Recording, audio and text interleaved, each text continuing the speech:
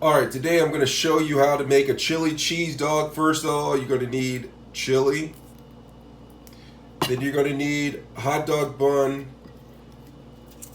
a hot dog that goes inside of the bun, and cheese.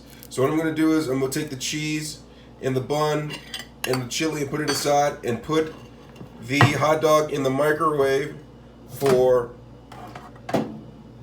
about 25 to 30 seconds. Alright? After 40 seconds, I'm going to take the hot dog out, and then I'm going to take the bun, put it inside of the bun, the hot dog, and then I'm going to open up the chili. Get down here, open up the chili.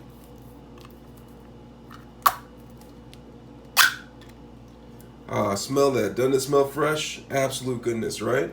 I'm going to take the chili and drizzle some on the hot dog.